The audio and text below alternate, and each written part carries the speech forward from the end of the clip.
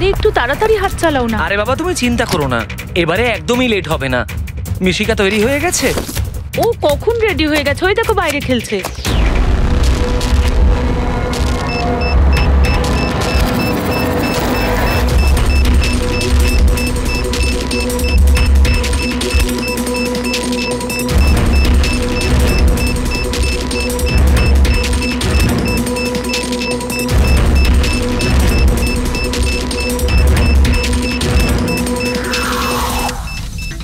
সত্যি এবারের ধামাকা এমন হবে যার শব্দ অনেকগুলো যুগ মনে রাখবে।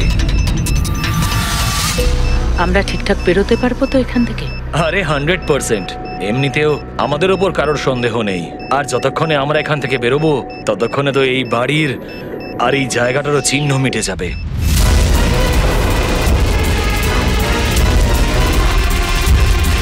আরে শুধু দেখো একবার আমার হাতের কারিগরি।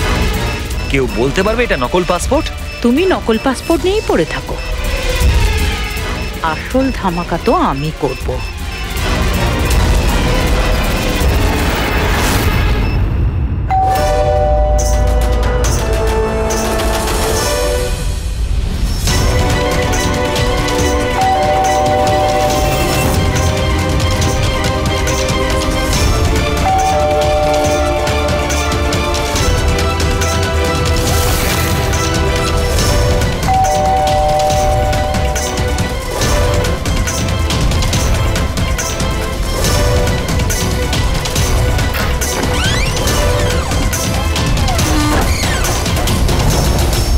স্যার এই কুরিয়ারটা আপনার।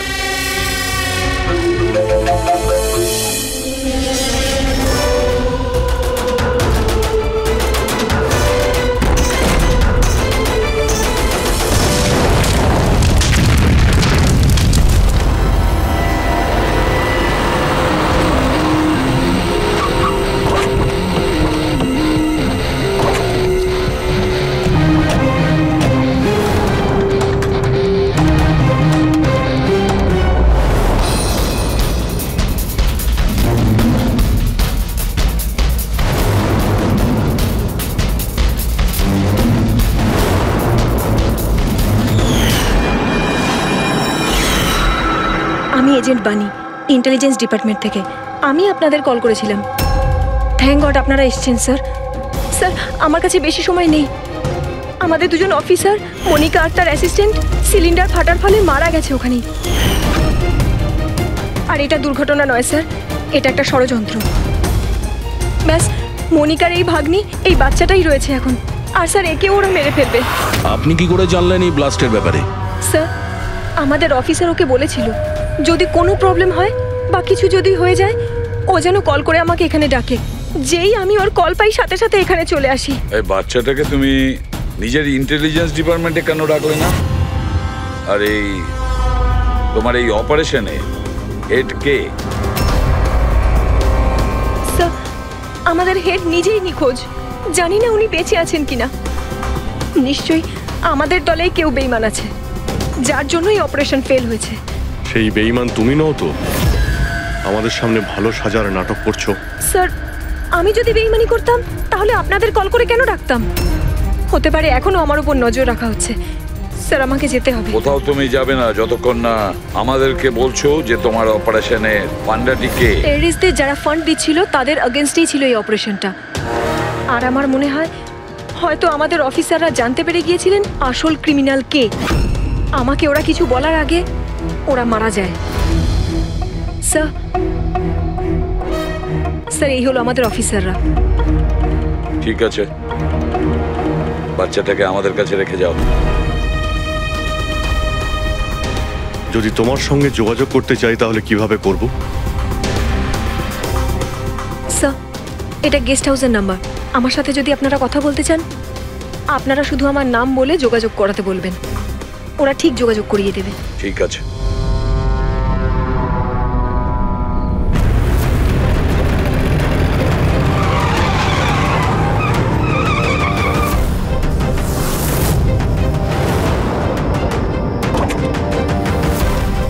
আমার ঘরে লাইট? এ কে ঢুকেছে?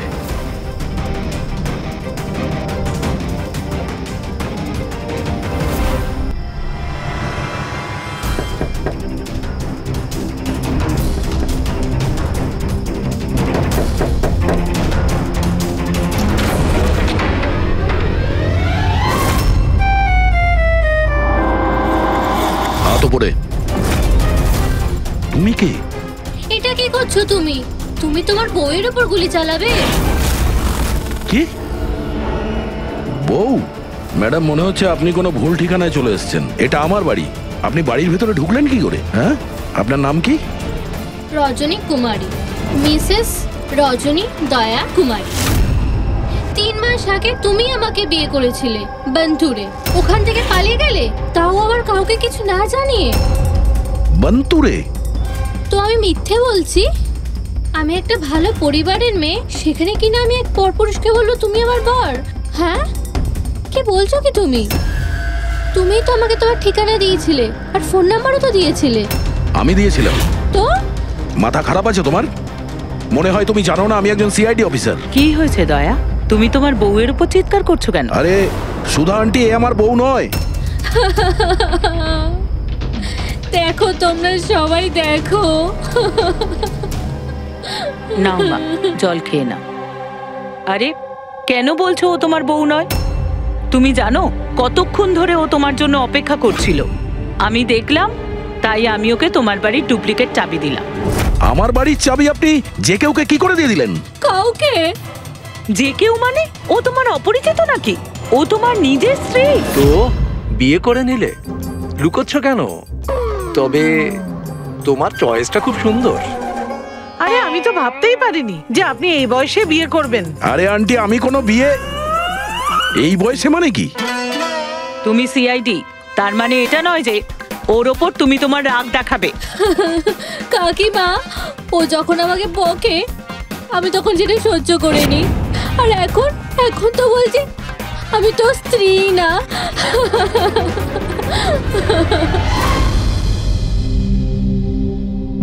খাও। শাবাশ, গুড। শোনো মা, তুমি খাও, আমি একটু ফোনটা ধরি। হ্যাঁ হ্যাঁ দয়া। স্যার, আমি একটা অদ্ভুত সিচুয়েশনে ফেসে আছি স্যার, আপনার সঙ্গে দেখা করতে চাই।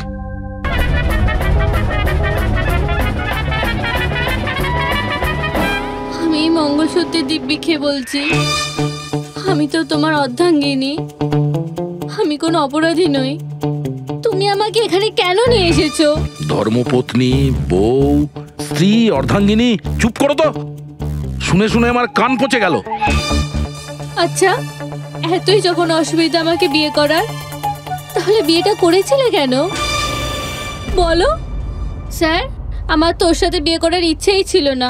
ওই আমার কাছে এসেছিল আর বাচ্চাদের মতো কান্নাকাটি করছিল, বলল রজনী আমাকে বিয়ে করে নাও, তোমাকে আমি অনেক ভালোবাসি, তোমাকে ছাড়া আমি কোনো মতেই বাঁচতে পারবো না, আমি মরে যাব, বিয়ে করো আমাকে। আমি গিয়েছিলাম তোমার কাছে কাঁদতে কাঁদতে যে আমাকে বিয়ে করে নাও। হ্যাঁ, এত খারাপ দিন আসেনি আমার। হ্যাঁ, মিনিট দয়া, 1 মিনিট। তোমার নাম রজনী, তাই তো? তোমার কাছে কোনো প্রমাণ আছে? কোনো প্রমাণ দয়ার সঙ্গে তোমার বিয়ে হয়েছিল? বন্তুরের ওই পুরোহিত যে আমাদের বিয়ে দিয়েছিল, আর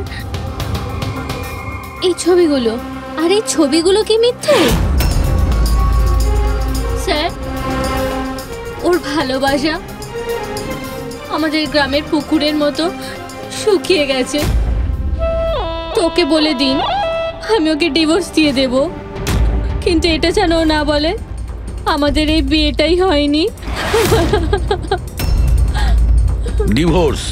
যখন বিয়েই হয়নি একটা তখন কাজ করো, তোমাদের গ্রামে ফোন করো, ওখানে তোমার পরিচিত লোকেরা রয়েছে, ওদের সাথে কথা বলো, স্পিকার ফোন অন করো। আর হ্যাঁ, বিশেষ করে সেই পরিবারের সঙ্গে যেখানে তোমরা স্টে করেছিলে। হ্যাঁ হ্যাঁ স্যার, ফোন করুন করুন, ওদের সামনে আমাদের বিয়ে হয়েছিল, ওরাও এসেছিল আমাদের বিয়েতে। হালুয়া লুচি? হ্যাঁ।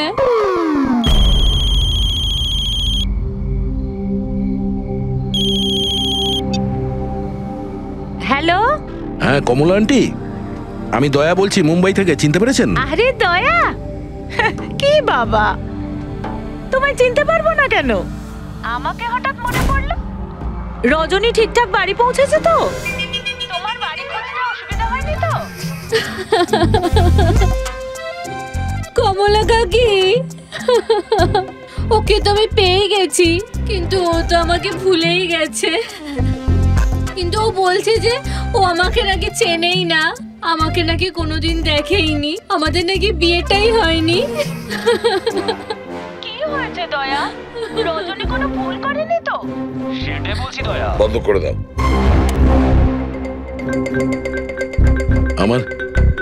আমার মাথায় কিচ্ছু আসছে না স্যার, এটা কি হচ্ছে?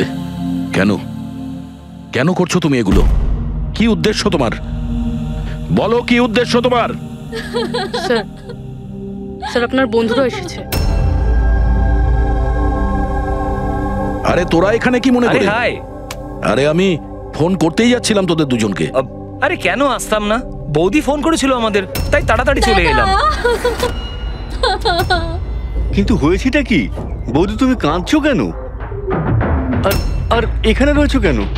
দয়া, আরে তুই সত্যি কথা বল, কি করেছিস তুই বৌদির সাথে? কেন কাঁদছে বৌদি? আরে কিসের বৌদি, কার বৌদি? তোদের দুজনের মাথা খারাপ নাকি? আমরা বন্তর গেছিলাম 5 দিনের জন্য, ওখানে ট্রেকিং করেছি আমরা। শিরদেবাবুর বাড়িতে উঠেছিলাম আমরা, তারপরে ব্যাক করে এসেছি আমরা, ব্যাস। আর কি? আরে আমরা মিথ্যে বলছি না, তোর বিয়ে হয়ে গেছিল, আমার কাছে ছবিও আছে তো তার। দেখুন না দাদা, ও নাকি বলছে আমাদের নাকি বিয়েই হয়নি, ও নাকি আমাকে চেনেই না, ও আমাকে ভুলে গেছে, ও তো কিছুই মনে করতে পারছে না। এই দেখুন, এই দয়া, এই বৌদি, কমলা কাকি, আর এই তো আমরা।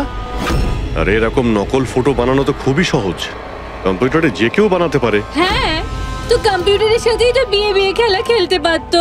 তা আমার জীবনটা কেন বরবাদ করলো বলুন? এবার আমি তোমাকে কোর্টে নিয়ে যাব। আমি লেখাপড়া শিখেছি, হ্যাঁ, তুমি আমাকে দুর্বল ভেবো না।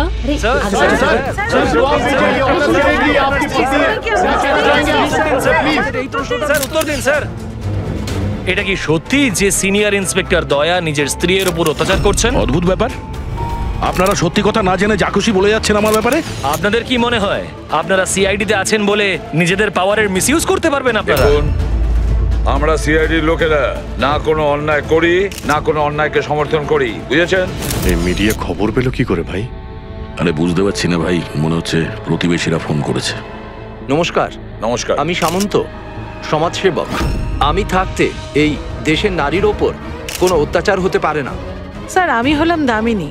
মহিলাদের অধিকারের লড়াইয়ের জন্য আমি একটা এনজিও চালাই। এই মেয়েটাকে ওর অধিকার নিশ্চয়ই পাইয়ে দেব।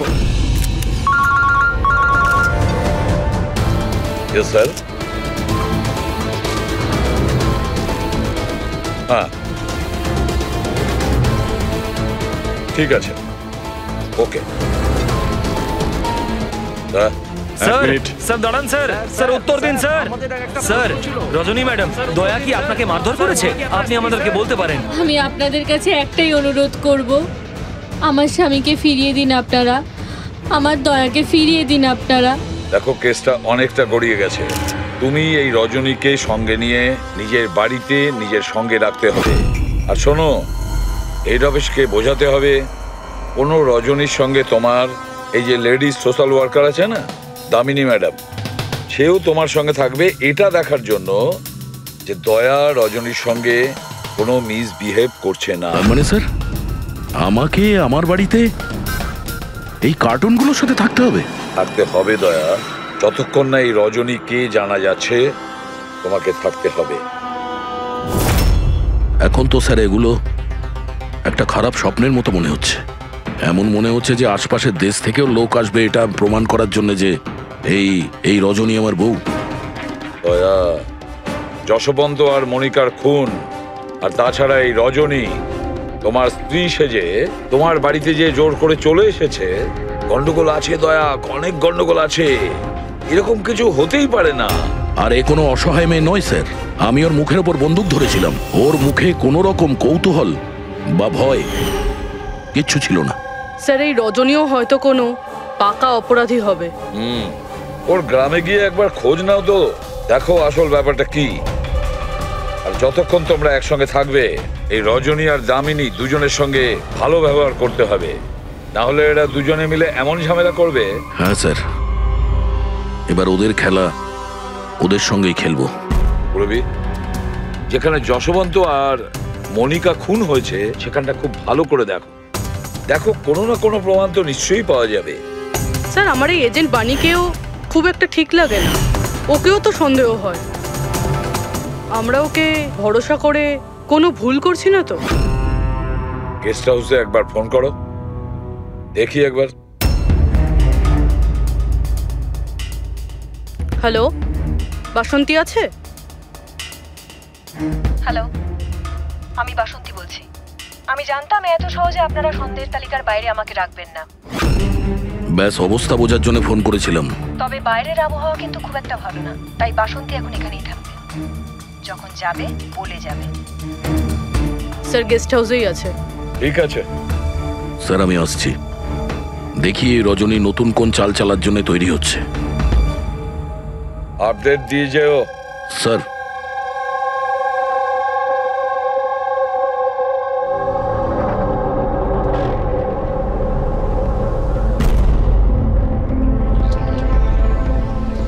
আরে বলো মা, তুমি এখনো ঘুমোওনি? ঘুম আসছে না? না কিছু নয় আঙ্কেল। না না না, এটা বললে কেন হবে? কিছু তো ব্যাপার আছে, তাই না? বলো। আঙ্কেল ওই মা আমায় বলেছিল যদি আমি ওনার মতো ডিটেকটিভ হতে চাই তাহলে সবসময় সতর্ক থাকতে হবে, চোখ কান সবসময় খুলে রাখতে হবে। বাহ, ঠিক কথা বলেছো। তাহলে চলো, আমি তোমাকে একটা প্রশ্ন করছি, ঠিক ঠিক উত্তর দেবে। হ্যাঁ, মনে করে দেখো, তুমি ওখানে ওই আন্টিকে তুমি ফোন করেছিলে, তার আগে কি হয়েছিল? আমি বাইরে খেলছিলাম, খেলতে গিয়ে আমি পড়ে গেলাম, তারপর আমি ঘরে গিয়ে জামা বদলালাম, তারপর আবার খেলতে শুরু করলাম। তারপর খুব জোরে আওয়াজ হলো। আরে বাবা, তারপরে?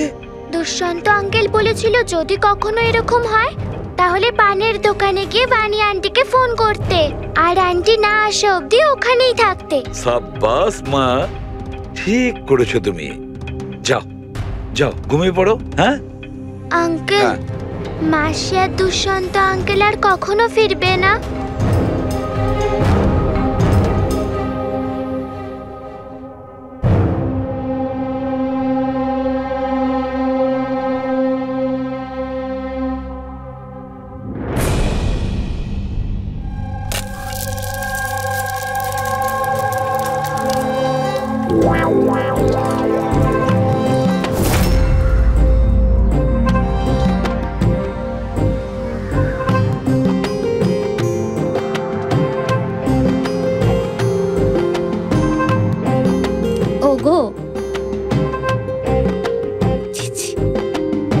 পতি পরমেশ্বর,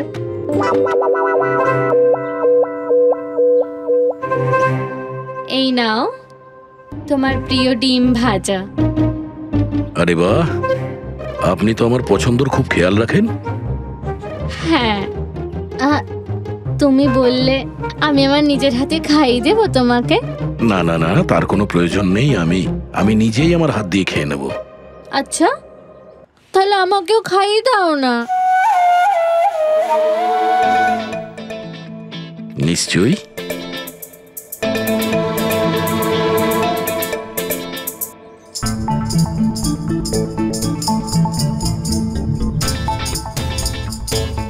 কেমন লাগলো? হেভি হয়েছে। আচ্ছা, তুমি এত ভালোবেসে কথা বলছো আমার সাথে, যেমন বিয়ের দিন বলেছিলে, খুব ভালো লাগছে আমার। আমি কি আমার রেডিওটা একটু চালাতে পারবো? একটু পুরনো ঠিকই, খটখট করে, কিন্তু আমার খুব পছন্দের। খটখট করে আপনার মতো? হ্যাঁ, কি বললেন? না, আপনি রেডিও শুনতে পারেন বিন্দাস। যাই হোক, আজ আমি শহরের বাইরে যাচ্ছি একটা কেসের ব্যাপারে, কালকেই ফিরবো। যাই হোক, দামিনী দেবী তো আছেন। ঠিক আছে, আমি আসি। শোনো না। বলো না। তাড়াতাড়ি আসবে, হ্যাঁ? আর মনে করে আমাকে একটা ফোন করবে। হ্যাঁ, শুধু তোমাকেই মনে করব। এখন আমি চলি। হ্যাঁ, আমি চলে যাচ্ছি বলতে নেই, বলতে হয় আসি। এরকম বলে? হ্যাঁ। ঠিক আছে, আমি আসছি। হ্যাঁ। ইন্সপেক্টর যুবরাজ? হ্যাঁ, ইয়েস ম্যাডাম। এই হলো রিপোর্ট যেগুলো আপনি চেয়েছিলেন। সিলিন্ডার ব্লাস্ট আর শর্ট সার্কিটের দুটো লাশ পেয়েছি। আমরা আরও অনুসন্ধান চালানোর আগেই কেস সিআইডির কাছে চলে যায়। বাড়ি ব্লাস্টের পর যেরকম ছিল সেরকমই আছে তো? আগে হ্যাঁ, আসুন দেখুন। চলুন।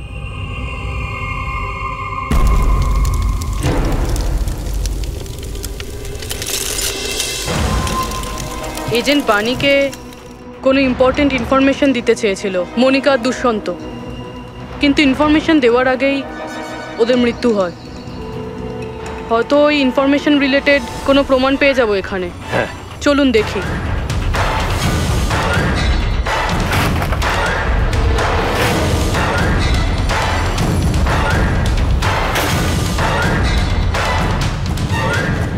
এটা কি মুভার্স আর প্যাকার্সের প্যাকেট এখানে? এটা তাদের হতে পারে যারা ওদের ওপরে হামলা করেছিল। হতে পারে, আবার এটাও হতে পারে এখানে ওই বোমটা ছিল যেটা ফাটলে এরকম মনে হবে সিলিন্ডার ব্লাস্ট হয়েছে। ব্যাকইয়ার্ড চেক করি।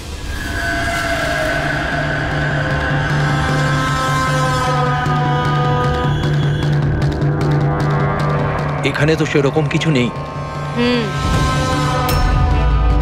এক মিনিট।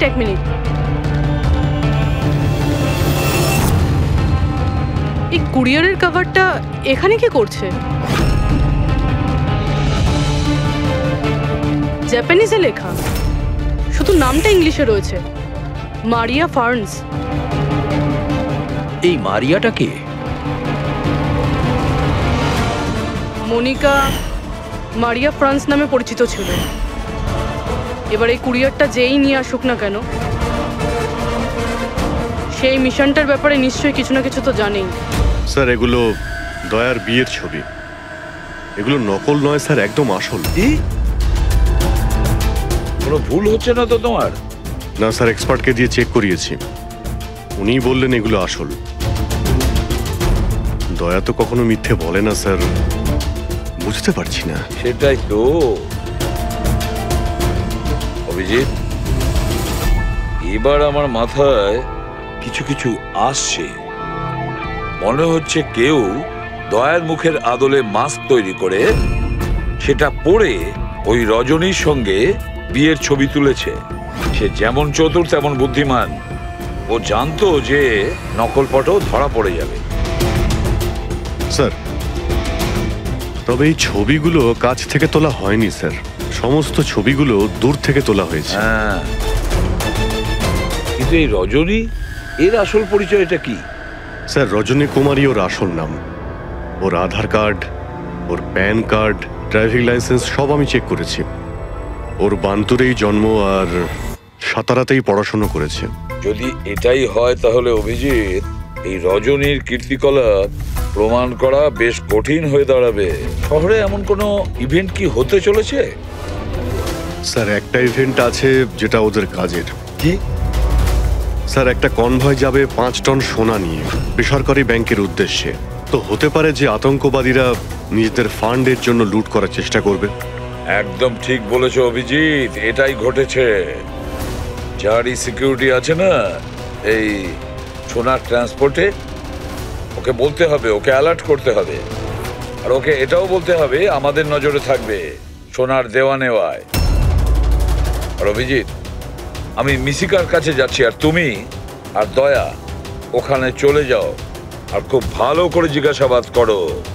কিছু না কিছু তো নিশ্চয়ই আমাদের হাতে আসবে ওখান থেকে।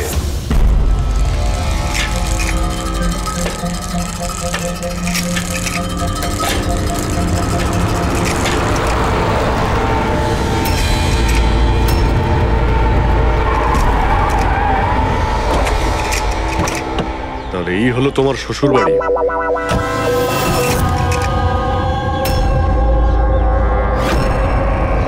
তুমিও ভাই আমার পেছনে লাগছো? হ্যাঁ, আরে না বলে বিয়ে করলো তো বন্ধুরা বলবেই। কমলা আন্টি নমস্কার। হ্যাঁ নমস্কার। কেমন আছেন আপনি?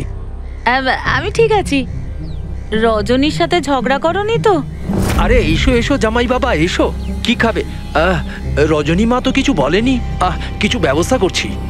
না কোনো ব্যাপার না, ঠিক আছে।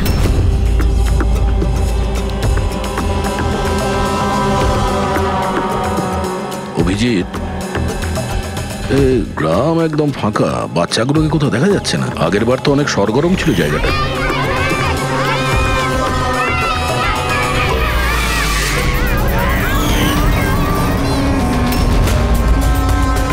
এদেরকে কোথাও যেন দেখেছি। এটা তো সেই রিপোর্টার না যে ব্যুরোতে এসেছিল।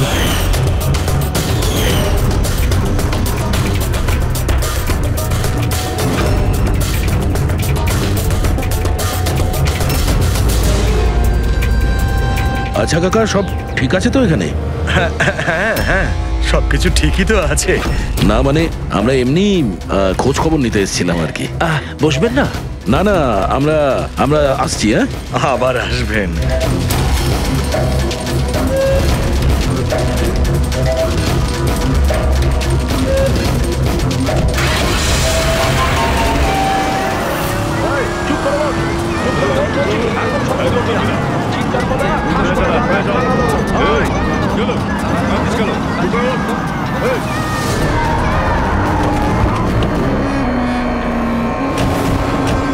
শোনো, একটা কাজ করো, বাচ্চাদের ছেড়ে দিয়ে এসো গ্রামে।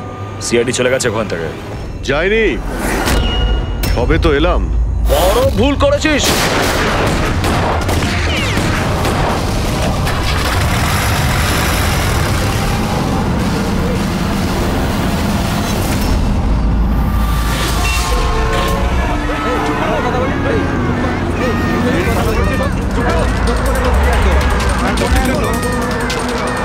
আরে সিআইডি অফিসার গাড়ি চালাচ্ছে নাকি?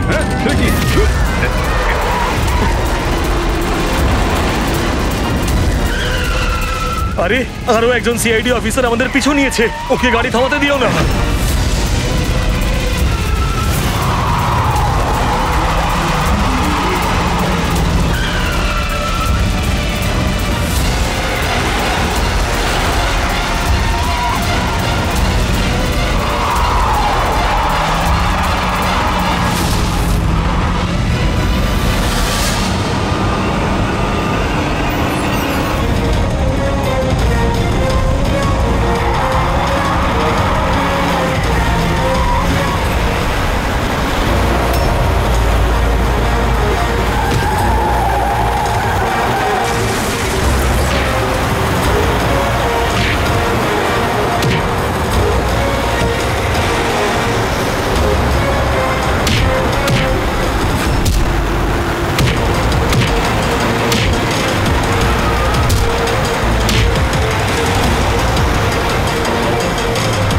তোমাদের কি মনে হয়েছিল আমরা একা মরবো? তোমাদের একসাথে নিয়ে মরবো। বাস দাঁড় করাও তাড়াতাড়ি। চলো বাইরে যাও, বাচ্চারা বাইরে যাও তাড়াতাড়ি।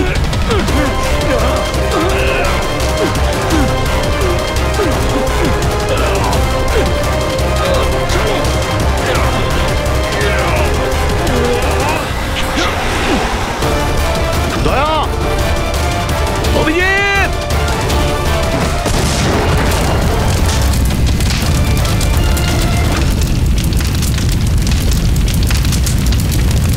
স্যার এই কুরিয়ারের প্যাকেটটা পেয়েছি ওই ক্রাইম সিন থেকে। এখানে নাম অ্যাড্রেসটা ইংলিশে আর জাপানিজে কিছু লেখা রয়েছে। কি হতে পারে?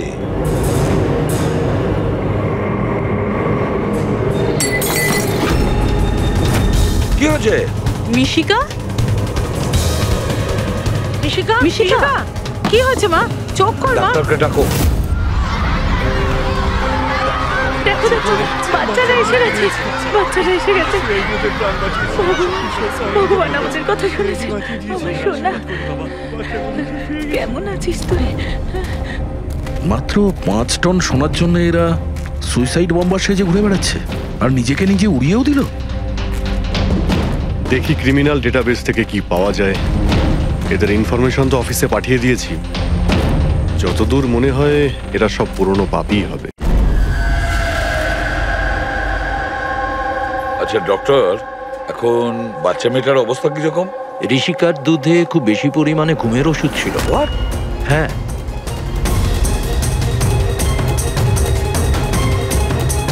শুনেছেন আপনি ডক্টর কি বললেন? ওর দুধের মধ্যে ঘুমের ওষুধ মেশানো ছিল। ঘুমের ওষুধ দুধের সঙ্গে মিশলো কি করে? কে মিশিয়েছে সেই ঘুমের ওষুধ? এই দায়িত্ব দেওয়া হয়েছিল আপনাকে? স্যার আমি এই ব্যাপারে কিছুই জানি না। আমি তেমন কিছুই করিনি। যেমন দুধ দুধওয়ালা দিয়ে গেছিল সেটাই খাওয়ানো হয়েছে। তাহলে কি শামু ওষুধ মেশানো দুধ বাড়িতে দিয়ে গেছে খাওয়ার জন্য? ও আজকে আসেনি, ওর শরীর ভালো ছিল না আজকে। ও অন্য আরেকজন দুধওয়ালাকে আর পাঠিয়েছিল। সেটা আপনি আমাকে এখন বলছেন? কিছুই বুঝতে পারছি না।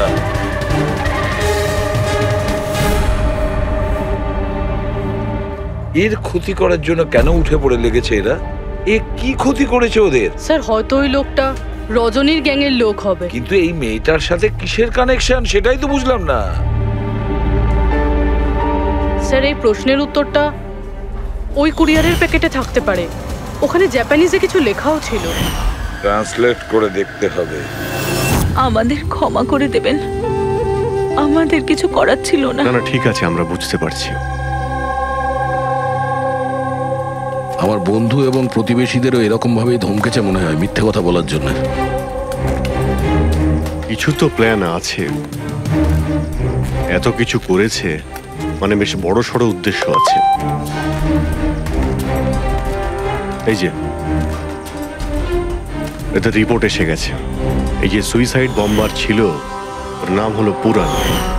কান্ডুল আজম আতঙ্কবাদী গ্রুপের লোকজনেরা। কুবের শাসা, মালজি আর এই কঠিয়াল, এই তিনজনের ফাঁসির সাজা হয়েছে তিনুয়ারাতে এই ব্লাস্ট করার অপরাধে। এদের পরবর্তী উদ্দেশ্য মনে হচ্ছে সোনা লুট করাই হবে। আচ্ছা এই রজনীর ব্যাপারে কি ভাবলে?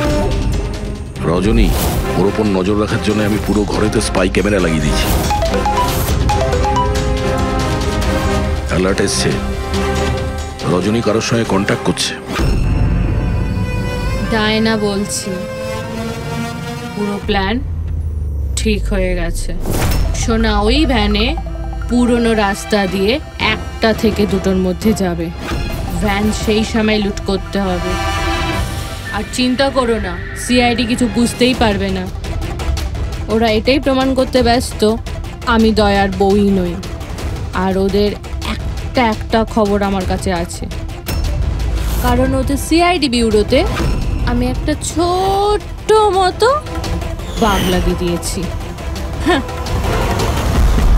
স্যার এখানে তো লেখা আছে যে এই কুরিয়ারে একটা লাল রঙের ফ্রক পাঠানো হয়েছে, নেট লাগানো। এটার কি কানেকশন এই কেসটার সাথে? লাল ফ্রক?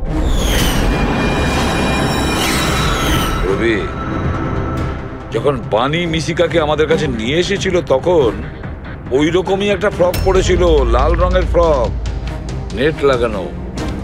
কোনো না কোনো কানেকশন নিশ্চয়ই আছে, কোনো না কোনো কানেকশন। হ্যাঁ দয়া। স্যার এই হলো ডাকাতির পুরো প্ল্যান, যেটা দয়া স্যারের বাড়ি থেকে পেয়েছি। স্যার ভালো হয়েছে আমরা ওই রজনীকে আগে থেকে ধরিনি, নয়তো ওই আতঙ্কবাদী গ্যাং এই কাজটা অন্য কাউকে দিয়ে দিত। স্যার যখন ঘরে পৌঁছলাম তখন ও হ্যাম রেডিও, ইন্টারসেপ্টার, স্পাই ক্যাম সবকিছু ভেঙে দিয়েছিল। আর স্যার দামিনী দেবীও বাড়িতে ছিলেন না। আচ্ছা রজনী ওর সাথে কিছু করেনি তো? আমার প্রথম থেকেই মনে হচ্ছিল স্যার এ কোনো ছোটখাটো অপরাধী নয়, হাই লেভেল ক্রিমিনাল। ইচ্ছে করেই আমাদের বিভ্রান্ত করছিল ওরা, যাতে আমরা অন্যদিকে যাই আর সেই সুযোগে ওরা 5 টন সোনা হাতিয়ে নিতে পারে।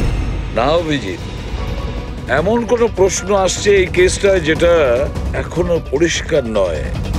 রজনী ও জানতো যে ওখানে স্পাই ক্যামেরা আছে, আর ও দেখতে পারে যে ও কি বলছে, কি কাজ করছে, সবকিছু। তারপরেও ও এই পুরো প্ল্যানটা ক্লিয়ারলি বলে দিয়েছে। হতে পারে ও ওভার কনফিডেন্ট, ও চ্যালেঞ্জ করছে। আটকাতে পারো তো আটকে নাও। না দয়া, ও যদি চালাক ক্রিমিনাল হয় তাহলে বোকার মতন নয়, বুদ্ধিমানের মতন কাজ করবে। নিজের প্ল্যানিংটাকে এভাবে রিস্ক নেবে না। স্যার ওদের সোনা লুটের খবর আমরা পেয়েছি কারণ ওরা চেয়েছিল যে এই খবরটা আমরা পাই। কিন্তু কেন? সেটাই তো। রবি একটা কাজ করো, তুমি ঘরে গিয়ে মিশিকার ওই লাল রঙের ফ্রকটা নিয়ে এসো। এই ফ্রকটা মনিকার জন্য জাপান থেকে এসেছিল। এটার সঙ্গে সোনা ডাকাতির কোনো কানেকশন নেই, কিন্তু কোনো বিশেষ ব্যাপার আছে এই ফ্রকে, কোনো বিশেষ ব্যাপার। এখন তো মনে হচ্ছে এদের উদ্দেশ্য শুধু সোনা লুট করাই নয়, বরং অন্য কিছু। না হলে দুষ্যন্ত আর মনিকার মতো এজেন্ট এই ডাকাতির জন্য নিজেদের প্রাণ দিত না। স্যার, এই ফ্রকে কোথাও তো কিছু লেখা নেই। কোথাও এই ফ্রকটা ফলস নয় তো স্যার? আমাদের লক্ষ্য থেকে হটানোর জন্য। মেড ইন ইন্ডিয়া, এখানেও একটা লেভেল মেড ইন ইন্ডিয়া। এক মিনিট দেখো, এর পাশে একটা কি লেখা রয়েছে।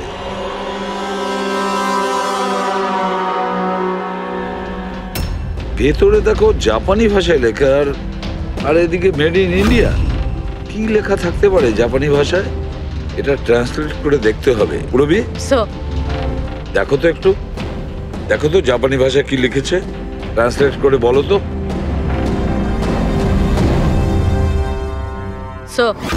স্যার, এটা ট্রান্সলেশন।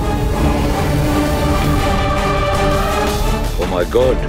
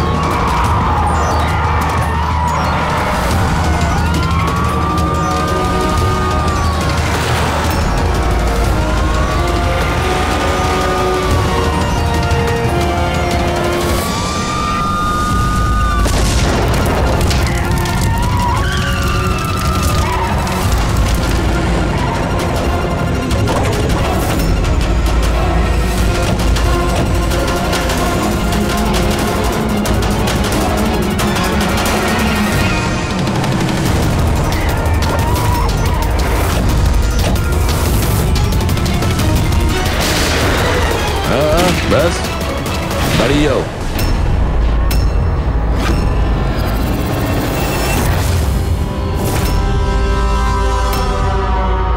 মনিকা, তুমি? হ্যাঁ, এজেন্ট মনিকা। আতঙ্কবাদীদের সাথে হাত মিলিয়ে দেশের সঙ্গে বেইমানি করছো? কি করব এসিপি স্যার? দেখুন না, কত লজ্জার ব্যাপার। আমার সোনা চুরির প্ল্যানে আপনারা ফাঁসলেন না। ডায়না, তুমি এত খারাপ কাজ করবে আমি ভাবতেই পারিনি। তাহলে কি দুষ্যন্ত? কে? ও আমার নকল স্বামী? না না, ও তো মরে গেছে। ব্লাস্টের কয়েক মিনিট আগে আমার একটা কল এলো আর আমি বাইরে বেরিয়ে এলাম। প্রমাণ লোপাট করা তো আমাদের বাঁ হাতের কাজ। টপ এজেন্ট আমরা। টপের এজেন্ট? ভুল বুঝেছো তুমি। অপরাধী একজন সাধারণ মানুষ হোক বা টপের এজেন্ট হোক, আমাদের থেকে সে লুকোতেও পারে না, পালাতেও পারে না। মিশিকার লাল রঙের ফ্রক থেকে সোনার আড়ালে আতঙ্কবাদীদের মুক্তি।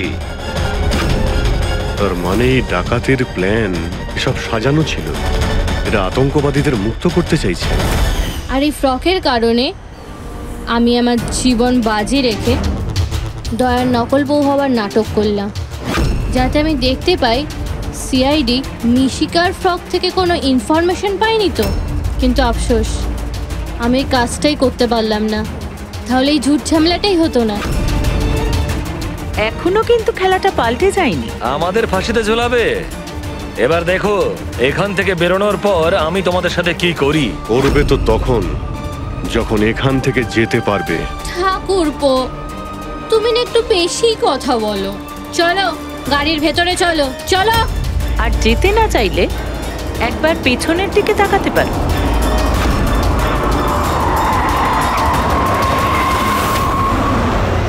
বানি, দামিনী আর মিশিকা, এদের তিনজনকে বোম দিয়ে উড়িয়ে দিতে আমাদের 3 সেকেন্ডও লাগবে না। বুঝতে পেরেছো তো?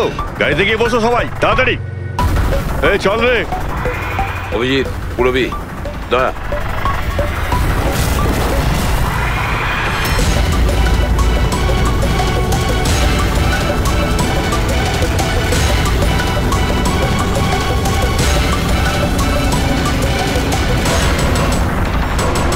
এই চল চল ওদিকে, দাঁড়া এখানে। তোমাদের কি মনে হলো আমরা এখানে এমনি এসছি? তৈরি না হয়েই? প্রাণেশ্বরী, এসো, আপনার আসল শ্বশুর বাড়ি যাওয়ার সময় এসে গেছে। চলুন। চলো তাড়াতাড়ি উঠে পড়ো, চলো চলো চলো। তুমি ঠিক আছো মা? হ্যাঁ। সবাইকে তো ধরেছো, কিন্তু আসল খেলোয়াড় তো এখনো ঠিক জায়গায় লুকিয়ে বসে আছে। ওকেও ধরে ফেলবো স্যার, কিন্তু এই মিশিকার কি হবে স্যার? স্যার, একটা অরফানেজের কিছু লোকেদের আমি চিনি। মিশকার ব্যাপারে আমি ওদের সঙ্গে কথা বলতে পারি। না, আমি আঙ্কেলের সাথেই থাকবো। আচ্ছা ঠিক আছে, কোনো ব্যাপার না, তুমি আমাদের সাথেই থাকবে, ঠিক আছে? চলো।